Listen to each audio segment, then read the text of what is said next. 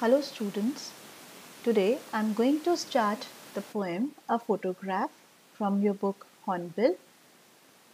Poet is Shirley Tolson. In the poem A Photograph, the poet sees the photograph of a mother at a seaside holiday along with her two cousins. The poet describes how deeply she feels the loss of her mother. Her mother has been dead. The poet recalls how her mother used to look at a photograph and remember her own childhood.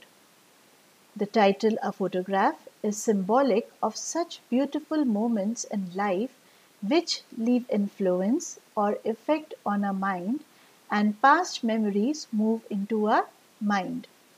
When we look at the photograph years later, the poet is actually conscious of her loss. She says, change is the harsh and bitter reality of life. We always know that there is always a change in the life, and this is the harsh reality of life. Time and tide wait for none. And death, which makes everyone equal, whether it is rich or poor, it does not spare anyone. The objects of nature like sea, the river, the brooks and the ocean, they are permanent and everlasting. But human life is very short in comparison to these objects. When death strikes, we humans are expected to accept the loneliness, the vacuum or emptiness it creates. So this is the introduction, or you can say the brief of the poem. Now, explanation of the poem, we will begin with stanza 1. First of all, I want to tell that there are 3 stanzas in the poem. So first stanza tells us about mother's childhood. The poet is talking about her mother's childhood. Then second stanza talk about her youth and her passing away. And third stanza talk about the loss of a mother, the emptiness which is created in her life, that is the loss of a mother. So 3 stanzas depicts 3 feelings of the poet Shirley Tolson.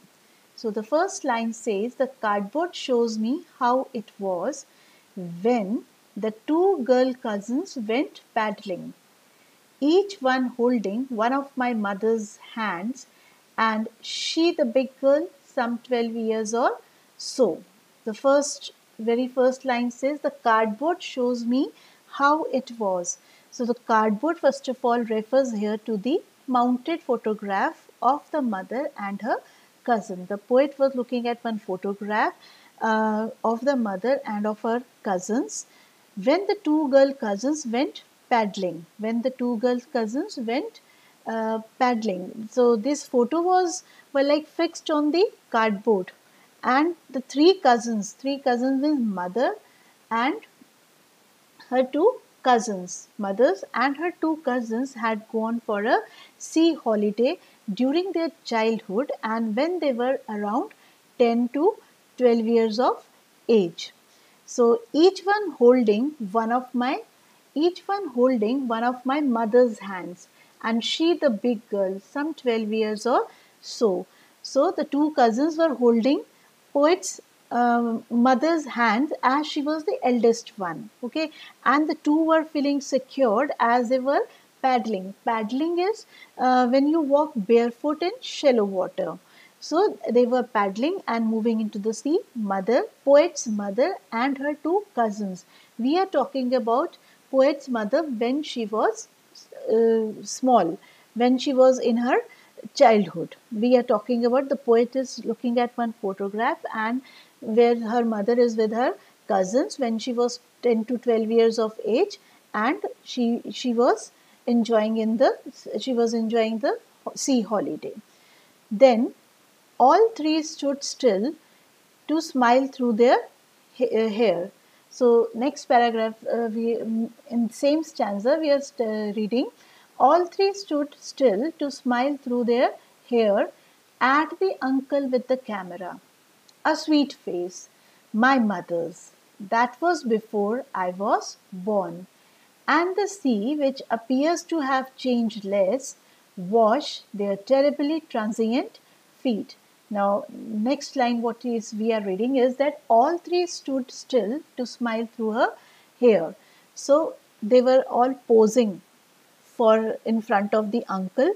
Uncle was capturing the photo. So this particular extract, these lines describe a scene from the pre-teenage days of the poet's mother. You know, the teenage age starts from age 12 and they were from like 10 to 12 years of age. So this particular extract describes the scene from the pre-teenage days of the poet's mother. She describes how the photograph was taken. She here means like poet is describing us. Her mother's uncle took the photograph and told them to stop and pose. He was capturing the photo, and the mother and her cousins left their hair open and smiled at the camera. So when we are reading the line now, the stood smile through their hair. So their hairs were all scattered and they were posing for in front of the uncle. Then next line is a sweet face. My mother's. Now she is telling that my mother's face was very sweet. Who was that? Whose face was sweet here? A poet's mother. So the sweet face refers here to that of a poet's mother, since the mother was 12 years of old girl when the photograph was clicked, and there is an innocence and sweetness of childhood on her face. Through this expression, the poet highlights the permanent and uh, eternal aspect of the sea. Whereas the children have grown older and changed in physical appearance, but the sea hasn't changed much. So he says that a sweet face, my mother's, that was before I was born. My mother's face was very sweet, full of innocence and childhood before I was born. And then he comes to the contrast, the comparison. This is important line. These two lines are very important from the examination point of view also. And the sea which appears to have changed less, wash their terribly transient feet. So the poet says that he highlights the permanent and eternal aspect of nature. He says the children have grown older and changed in physical appearance, but the sea hasn't changed much. The poet has used her alliteration here to comment upon the small and tender feet of the children, and these feet are not going to grow their present size. On the other hand, the sea which touched their feet has changed less. Human life is short lived as compared to nature. So, with of these two lines, the meaning is that human life is short lived. It is not permanent, but the things of object which the sea and sun, moon, they will never fade away. They will remain constant like this only. So they are permanent, they are eternal. They will never go anywhere or they will not change. But human life is transient and short lived, and they will die after a certain period of time. So the poetic device first of all is stood still to smile. When we say that all three stood still to smile, the poetic device used here is alliteration. Now how we count alliteration? This is the series of words begin with the same consonant sound. So here is stood still to smile. S sound S is all in the three words. So that's why it is known as alliteration. Then is washed their terribly transient feet. Now wash their terribly transient feet is transferred epithet. Poetic device used in the poem is transferred epithet. Now first of all, meaning of epithet. Epithet is the word which describes the main quality of someone or something. Epithet is the meaning is describes the main quality of someone or something, usually like adjectives. And transferred epithet is a description that refers to the character or event which is used to describe a situation or character. This is the definition of transferred epithet, that it refers to the character or event that it is used to describe a different situation or character. And in the poem, what does it mean? that it is used to describe the lack of permanence of human life. It used to describe the lack of permanence of human life. That is, human life is temporary. It is not permanent. Person will die with the passage of time. Okay. And when we say wash their terribly transient feet, it is transferred epithet. And when we say terribly transient, then it is alliteration, because two sounds are there of T. So it is alliteration, and when we say wash their terribly transient feet, then it is transferred epithet. Transferred epithet is dominant in the last line. Okay, so we have read two poetic devices, that is alliteration and transferred epithet in these lines. One is transient, means short-lived. First of all, you should know the meaning of transient is short-lived. It is temporary. Okay. Now moving to the second stanza. Second stanza, I told that second phase is that mother's youth, and we are talking about mother's youth also, and mother passed away. Now, some 20-30 years later, she laughed at the snapshot. See Betty and Dolly, she would say, and look how they dressed us for the beach. The sea holiday was a past, mine is a laughter. Both wry with the labored ease of loss. So, particular this second stanza, some 20-30 years later, she laughed at the snapshot. Now in second stanza, mother and poet's mother and the poet, they were sitting together. Okay, second stanza, poet's mother and the poet, they were sitting together and looking at the snapshot, looking at the photograph. And she says some 20-30 years later from when the picture was clicked, and her mother looked at the snapshot and laughed. Here the poet is remembering her days with her mother when she was alive. She pointed out Betty and Dolly. Then she says, see Betty and Dolly, how they are looking. And she was laughing that how funny we were dressed for the sea when they went for a sea holiday. So she was remembering her past memories. So she pointed out Betty and Dolly, her cousins, who had accompanied her for the sea holiday, and remember the past memories of the sea holiday when they all looked so funny in the dress which they have wore, different, and how odd they dressed for the beach. They were all looking very different and very odd. She thinks that we were looking very odd, and she was laughing at the photograph. Then next two lines we are reading this also is important from the examination point of view. Sea holiday was her past, mine is a laughter, both wry with a labored ease of loss. So she says the sea holiday was her past, mother's, we are talking about here, poet's mother. She has left behind the innocence and pleasures of her childhood days. The sense of loss because of that time would never return, because this was a loss for her mother, that this time will, once the time has gone, it will never return. The sea holiday was her mother's past, and the mother's laughter is the narrator's past. Sea holiday was mother's past, but the mother's laughter was narrator's past. And both these past, the sea holiday and the laughter of a mother, are remembered with a difficult and easy sense of loss. When we are reading this line, expression, both wry with the labored ease of loss. So what does this expression means? That sea holiday was a mother's past, and the mother's laughter is the narrator's past. Both these past, the sea holiday and the laughter of a mother, are remembered with the difficult and easy sense of loss. Now we have read here two words here, labor and ease. With that word, another word is used, that is loss. So the poetic device used here is oxymoron. When we reading the last line, labored ease of loss, poetic device used is oxymoron. What do you mean by oxymoron? First of all, two opposite words describing the same situation. Two opposite words describing the same situation. Two opposite verbs here are labor and ease.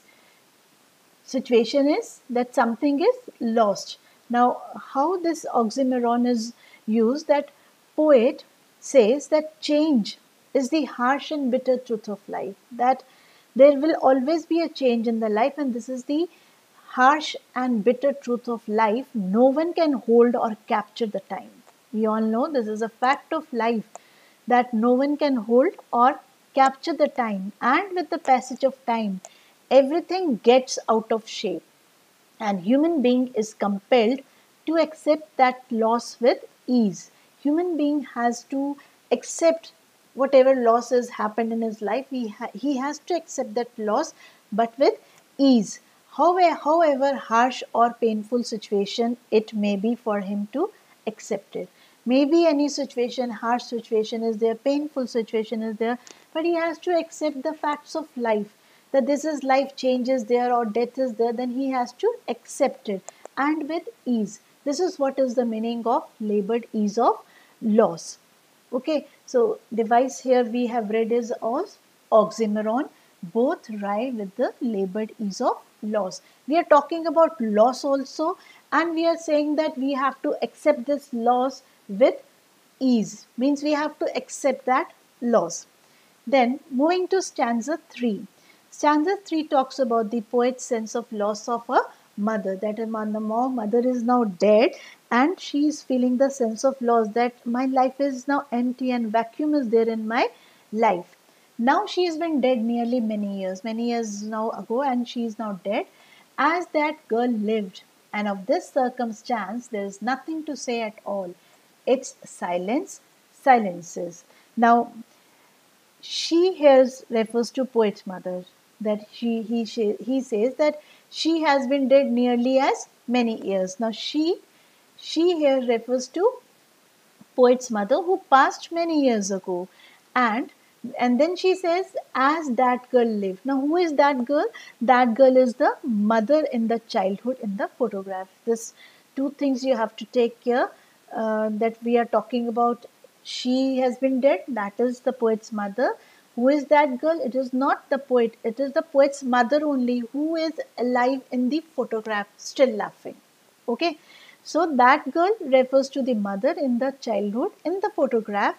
This childhood is now a thing of past. When he says this circumstance, now this childhood is now a thing of the past. This means that the poet's mother passed away, leaving behind the memories, leaving behind memories and death. So what we are talking about, the circumstance we are talking about, that poet's mother passed away, leaving behind nothing but memories and death.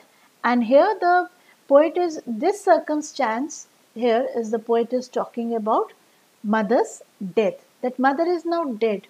Nothing is there, only that memories are there in the mind of the poet, and this loss is too big for her to express it in words, and she says there's nothing to say at all. She says this circumstance is the death of the mother, and there is nothing to say at all. He said, I'm unable to express, no words for me to say anything, and there is nothing to be said, but left her shocked in disbelief that her mother is dead. She is left to be constantly haunted by the vacuum or emptiness her mother's death has created. And she says at the last, its silence silences. Now, what do you mean by silence silences? Means the silence of the whole situation that the poet is feeling leaves her quiet. The silence of the whole situation silences the poet and leaves her quiet. She says, I'm unable to express the situation and it made me quiet. I'm not saying anything. This silence also expresses human helplessness in the matters like death. This silence also expresses human helplessness in the matters like death. When matter of death is there, you cannot say anything. You are helpless in all the ways. So there are poetic devices there. Silence silences. So silence silences is alliteration. There are two sounds here, S and S. So the device used here is alliteration. So this is how the poet has expressed her feelings towards her mother who is now dead. This is the end of the poem. Thank you.